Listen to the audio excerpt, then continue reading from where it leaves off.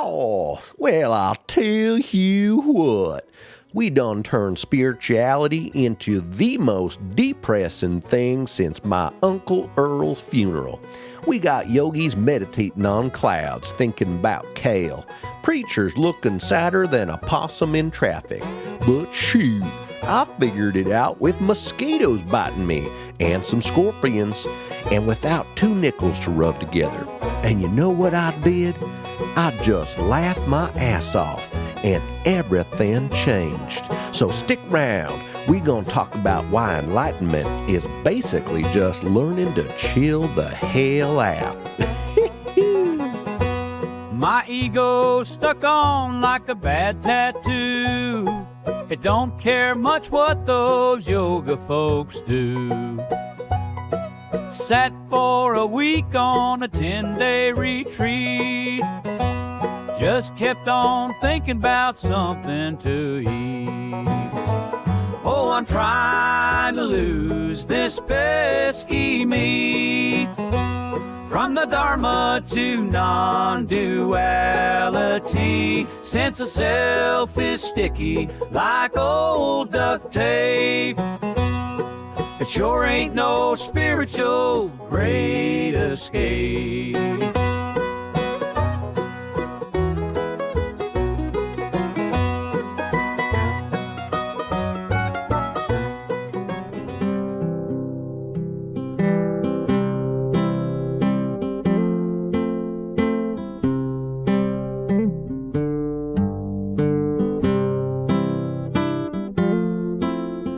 Well, howdy, y'all. Welcome back to the Standing Nowhere podcast. This is your host, Jacob Bueller, and it is a pleasure to be back with you.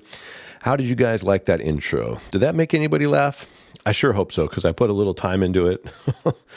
And it's actually the center point of the episode, really, is laughter. I want to talk about humor, because humor, I heard somewhere, referred to as spiritual carbonation or carbonated spirituality.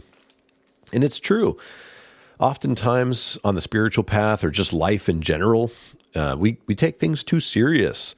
We forget to remember that life is meant to be enjoyed, and we frame things from a certain paradigm that make things heavy. And that was my life 3 years ago, almost 4 years ago. When I first moved to Arizona, I was in a pretty dark state. I had nothing, didn't have 2 nickels to rub together. My mom said that we could live with her until we found a place. So that was about 3 months living with mom. Hadn't lived with her in a long time. All my stuff was in storage. Wife and I were sleeping in the living room. You know, kids were, it was intense. I had to figure out how to reliably earn income again, because in Las Vegas, I had been an Uber and a Lyft driver for about 4 years almost, and I was earning money pretty consistently there, which was easy in Vegas because the people that would come in and out, kept me busy, and the city wasn't very big. But Phoenix, it's a huge metro, and I could end up an hour away from the kids when they got out of school, and that wouldn't work for us. So I had to figure out a way to do deliveries locally, and I did, and the income was great. Long story short, I was able to earn money, but it was just enough to survive because the cost of living started to go into the outer stratosphere. We were paying $2,400 a month at this apartment complex that we eventually moved into in Gilbert, Arizona. And the place was insane. For $2,400 a month, we are paying a premium price. Say that 3 times fast. I'm getting distracted today. But we were paying so much money, and the place was infested with scorpions and mosquitoes. So my wife and I, when we would come home, it was a nightmare. Or if you wanted to leave the house, because as soon as you opened the door, a ton of mosquitoes would fly into your house. So we had this method where we would leave an electrical racket outside. It looked like a tennis racket with electrical grid where you can kind of wave it through the air and zap all the mosquitoes. So every time we come home, we'd have to wave that racket around and kill these darn mosquitoes, and we'd leave incense outside the doorway to try to get rid of them.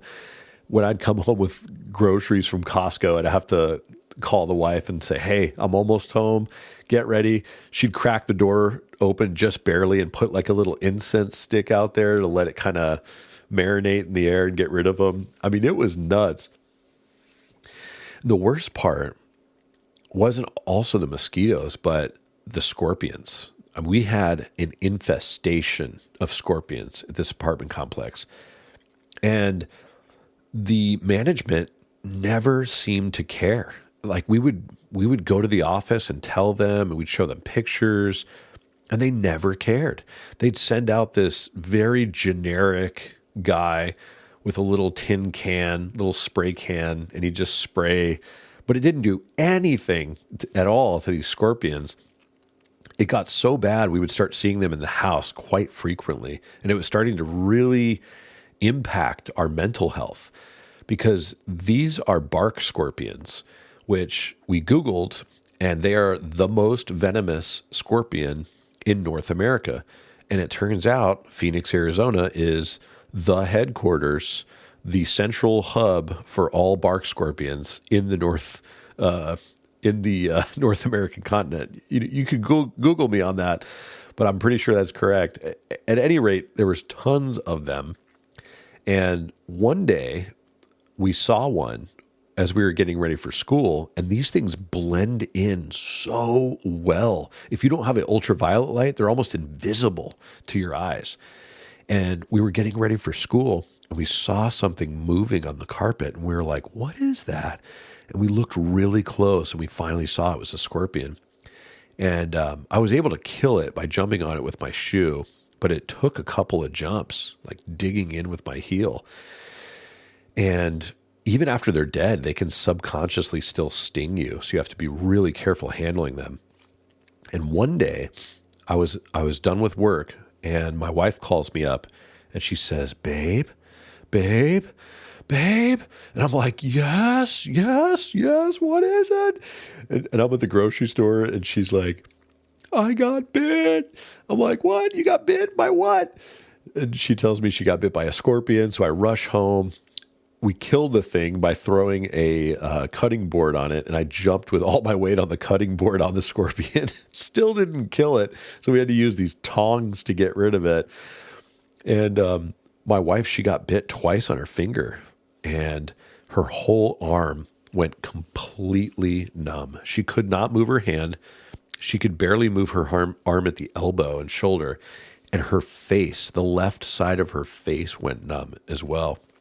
So we go to the ER because we're panicking. We've never experienced a scorpion sting before. We don't know how serious it is. And we get there, and the guy is like, oh, yeah, it happens all the time. Yeah. Oh, yeah. No problem. Yeah. It was like $600, but it was just a terrible experience. And knowing that our apartment was just infested with these scorpions, it did not make life easy. Not to mention, every time we get home, there's a swarm of mosquitoes sitting on our doorway. So my strategy when we would come home is I would clap my hands really loud because that would stir them all off the doorway. So they'd just kind of float around it. And then I'd start waving the electric racket around, and you hear it as it's zapping all these things. So this whole first year in Gilbert, we basically had a bug infestation, no internet for the ability to play video games. And this was right around the time I had that breakdown that I spoke about in the first episode, because everything was just so crazy. And this is another side of it that I didn't really go into detail on in that episode. But I wanted to bring this up because it was just such a heavy, serious point in my life. I mean, even taking time off, I want to pause here and explain to you guys, like, I was working, and I still am, crazy hours at this time, dealing with mosquitoes, dealing with scorpions, dealing with extreme bills, paying $2,400 a month for a subpar apartment with thin walls, Infestation, terrible internet, couldn't game like I used to. And I just had this breakdown where all the material things that I was used to and living without infestation, it was like all these things were just flipped upside down. So not only was I struggling with my rent, but there was like the knowledge that everybody around me, all my neighbors were struggling to pay their rent too. And I started to really get dark in my head about it. Like, man, what kind of dystopia are we living in today? You know? And I'm one of my neighbors, he was like a new father in his 20s, with like 2 kids. He's working 2 jobs just to barely survive. You know, and I saw myself in him like 10, 15 years prior with that optimism. And I realized I was like losing my optimism in life, you know? And it was around this time that I started practicing spiritually, first time ever in my life, started to meditate, sit on a cushion, and just try to create a space within myself where I could really contemplate what I was experiencing. And it was intense. I mean, even during meditation sessions, I would constantly fear that a mosquito was like landing on me. And anytime we had people come over, we would have those electric rackets inside the house too. And we would tell people in advance, like, when we open the door, you got to come right in really quickly because there's mosquitoes. And then we would be ready with the rackets and we would try to kill all the mosquitoes that would come in. And we'd get most of them, usually all of them, but sometimes there's like 1 or 2 that we would see come in through the door and they would escape into the house somewhere. And we're like, damn it. And then they would always bite us later. And at a certain point, after starting to practice spiritually and really be with what is, I started to loosen my hold on my expectations. Not that I just roll over and take it in life, but it was this realization that sometimes life is going to deal you these crazy, stupid punches. Scorpion infestation, mosquito infestation, you know, apartment complex that doesn't care and is charging you insane rent, you know, a country, an economy that doesn't give a crap about the working class. All of these things were weighing down on me. But instead of my usual method of getting down about it and depressed, honestly, and this is why I emphasize it so much, since I started meditating, I started to like look at it from a zoomed out perspective. Like, what does rock bottom look like and the weight of it all look like when you look at it from the perspective that you are the sky and these things that are happening are just the clouds passing through the sky, if that makes sense. It's like you get to kind of zoom back. And you know what happened? It started to look like a comedy. Like, it was hilarious. Like, people would come over, and here's my wife and I with these electric rackets, and our guests, you know, my sister and her husband would come over with their daughter, and we'd open the door really quick. They'd run in and we'd close the door. We're sitting here swinging these rackets around trying to kill mosquitoes, and we would just start laughing about it. It was hilarious. Or I'd come home with Costco groceries, and I would see my wife, you know, there was one time when she was late with the incense, and I'd see her quickly open the door a couple of inches and put the incense out and close the door real quick. And I'm just like, how did we get here to this point? You know, like, it was just so silly. Or walking around the apartment complex, you know, flipping through photos on my phone of all these scorpions lit up by the UV light just everywhere. I mean, there was one time we were going to bed and we see a scorpion on the wall on the wall next to the door where we would walk into the room, you know, and it's like, or on the back porch. We would go on the back porch at night just to relax. And one time my wife would have me go out there with a UV light first to make sure it was all clear. And there was one time when it wasn't clear, and there was a scorpion on the wall right at eye level as you pass through. I mean, it was terrifying and very stressful, but there's just a certain point where you laugh. You just have to laugh about it. And that really broke the tension. And I just saw how ridiculous it had all become. And I think that's a useful thing. There's like this cosmic joke to life sometimes.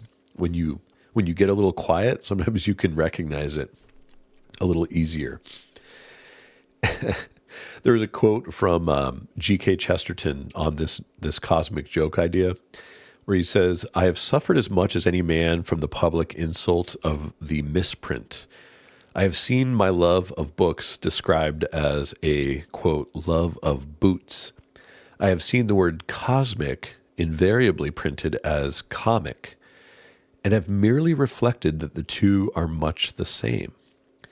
I love that quote because he is highlighting how, the quote speaks for itself. It's like there is this great cosmic joke to life when we don't take things so seriously. And the absurdity of existence itself is really the joke. If you think about, just look at the universe. The whole thing is like a fireworks show. We have these little balls that we're living on and dancing on and playing on, and they're just rotating around a big ball of fire in the sky, which someday will explode into an unfathomable violent explosion called a supernova, or it'll collapse into what we call a black hole, which you can never escape from. That in itself is crazy. And just think of how unfathomably huge the universe is and how infinitesimally small we are in comparison to it. And yet our lives have such value.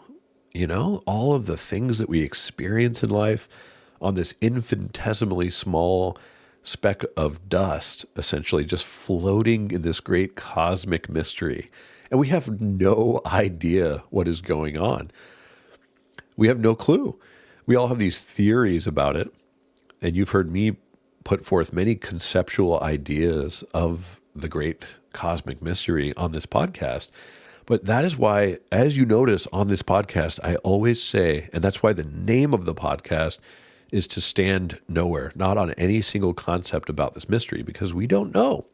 We have to embrace it. It's the fun of it. If we knew exactly what it was and how it worked, it would be a drag. So there's an ancient figure named Mullah Nasruddin, if I'm pronouncing his name right, and people would use Nasruddin as sort of this joker wildcard character to teach a little bit of wisdom. And there was this scene where he is looking for his house keys under a street lamp. And he's looking, and somebody comes up to him and says, "Well, let me help you." And they search for a while. And the person says, "Are you sure you lost them here?" And he says, "Oh, no, I lost them near my house." And the person's like, "Well, why are we looking here then?" And he says, "Well, the light is better here."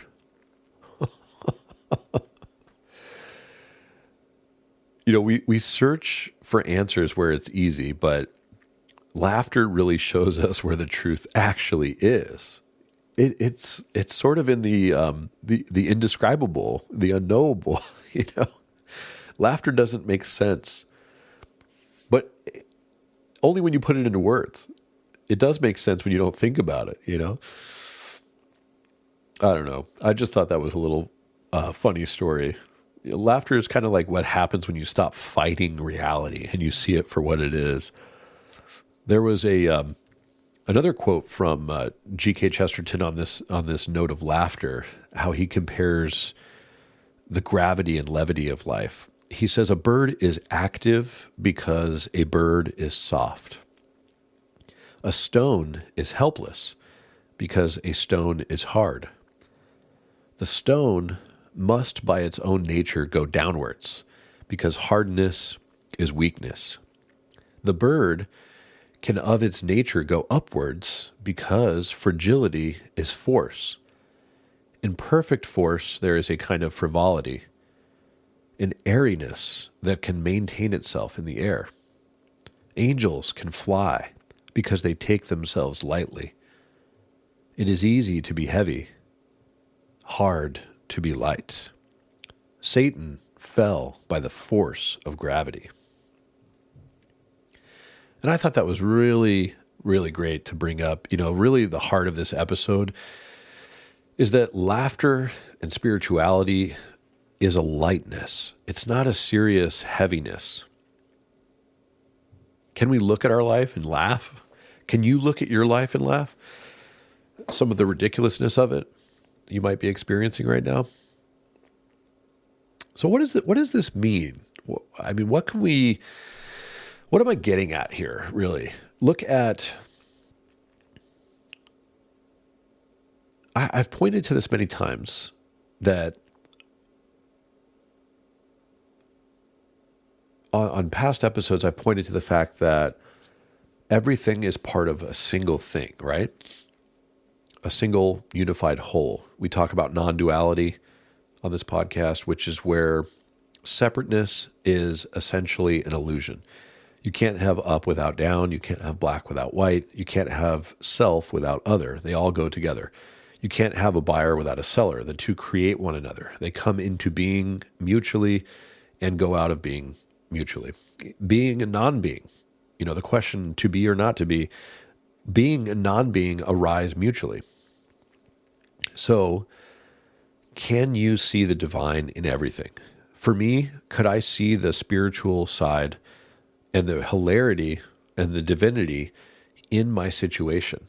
Scorpions everywhere, mosquitoes covering my door on a daily basis. My internet, which I have been in love with since I was a kid, so I could play video games online, was suddenly gone. Not only did I have extreme work hours, but I couldn't even play video games if I wanted to. For a whole year, I had to basically live like a monk, disconnected from the digital world. I mean, I could stream movies, but could I see the divine in that situation and appreciate it? Laughter helps you see through the roles. And that the same thing applies to people. Can you see the divine in everyone? Ram Dass is famous for saying that when he looks at people, he sees God in drag. And he puts photos of politicians that he disagrees with on his prayer table so that he can start to see the beloved in everyone else. And I'm not going to digress into politics, but, pick your politician, and can you see the divinity behind that person's eyes, regardless of what they've done?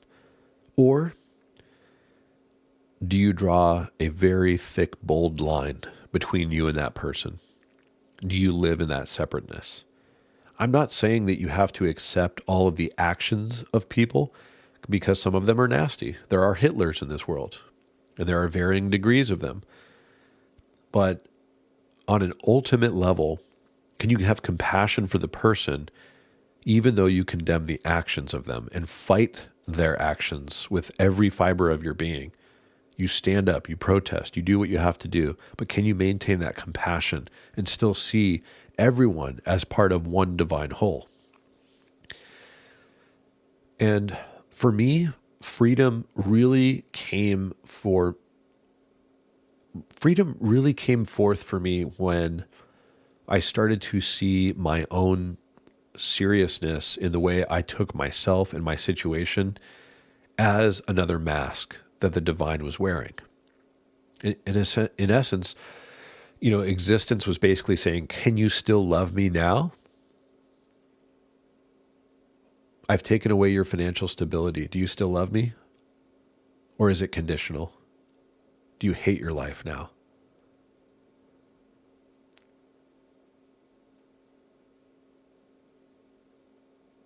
There's a scene in the Back to the Future trilogy, in the third film. If you haven't seen the Back to the Future trilogy, what the hell are you doing? I'm joking, but seriously, in the third film, there's a great scene on this topic. The protagonist, Marty McFly, he travels through time.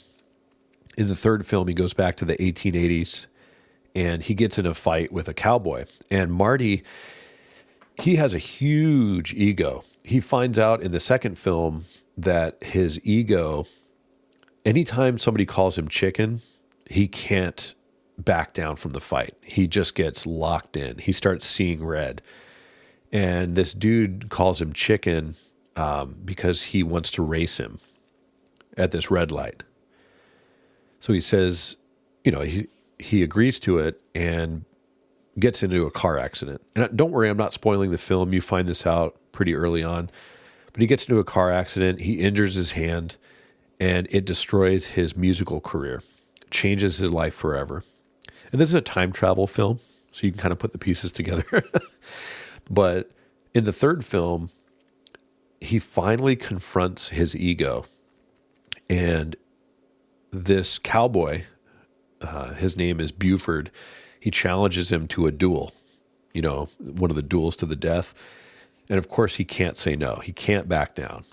So he agrees to fight this guy. And in his mind, he's going to be using the time machine to go back home by the time of the duel anyways. So he doesn't really care. He just kind of agrees to it. And then he plans on not showing up. But then something happens where he has to face him. So he's inside of this saloon.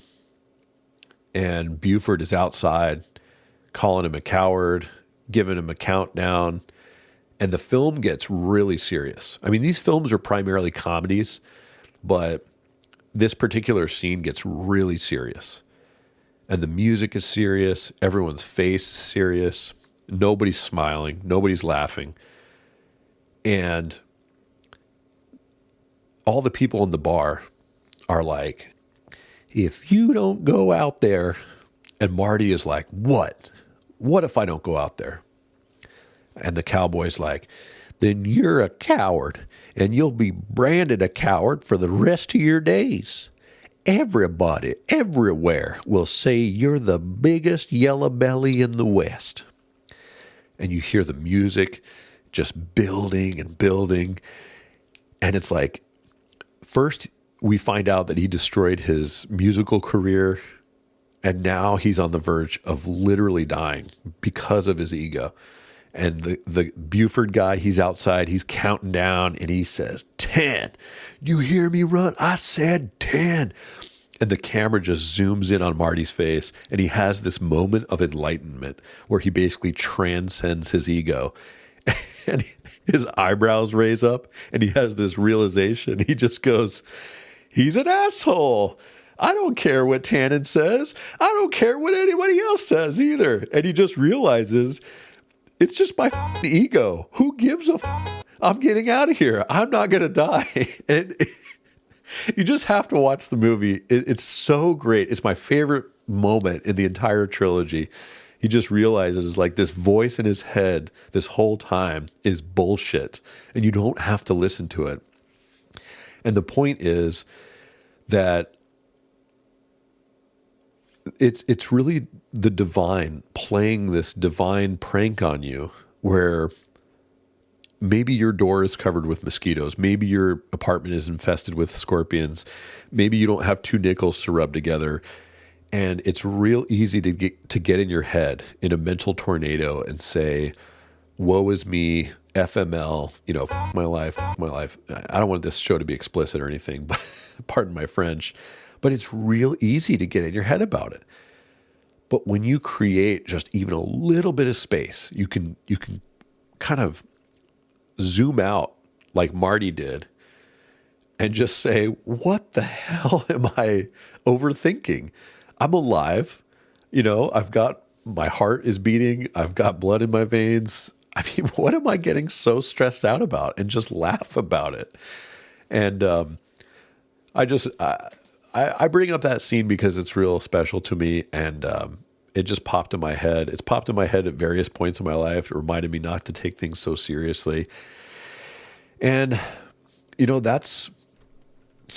that's what I've really learned, and what changes things for me is I've learned to just laugh at myself when I feel like I'm failing in practice or with my temper. Somebody cuts me off on the road. I just kind of chuckle to myself now. My temper might get the best of me for a moment, but instead of getting upset over trivial things, making a chicken out of a feather, I just kind of try to laugh about it now. Like, what am I getting so worked up over? It's not worth it. It was like almost a year ago now, my son moved out, and at first it was devastating, but now I just kind of laugh about it. Like, there is a wisdom that children have that I don't have, and I need to trust his wisdom as well. He needs to go out and make his decisions and do his thing. And I just kind of look at it like with a little bit of a laugh now. Like, why was I so serious about it before? You know, I miss him a lot, and I did, especially did when he moved out. And I still do, but I just need to zoom out a little bit and realize life moves to its own rhythm. You know, my air conditioner, like I mentioned in the last episode, just went out in my car. So I'm driving around sweating my ass off, trying to earn money. You know, my income's dropped about 35-40% over the last 3 years. And I had to let a lot of debts go to stay alive, basically, to keep the lights on and pay the bills.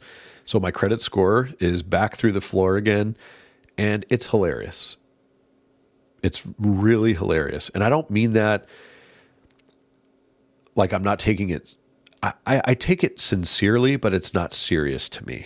It's just a credit score. And there's nothing I can do about it right now. I'm looking at it like I'm lightening up. I'm looking at it with genuine hilarity. It's not like an insane laughter, like when somebody has had a nervous breakdown and they're laughing when they shouldn't, but real, genuine humor. You know, it helps lighten the actual load of life on your shoulders.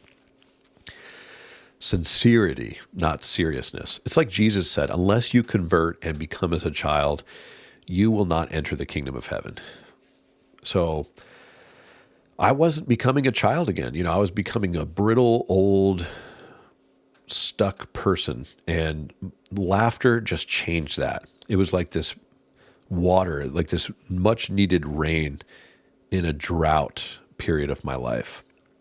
And I'm still not out of the woods, you know, like I've mentioned in past episodes, I'm looking for work and I don't know what the future holds. It's real easy to just feel burdened by it all. But at some point you just have to kind of laugh and appreciate everything on a cosmic level. There's a verse from the Tao Te Ching which really points to this. It says, men are born soft and supple, but dead they are stiff and hard. Plants are born tender and pliant, but dead they are brittle and dry. Thus, whoever is stiff and inflexible is a disciple of death. Whoever is soft and yielding is a disciple of life. The hard and stiff will be broken. The soft and supple will prevail.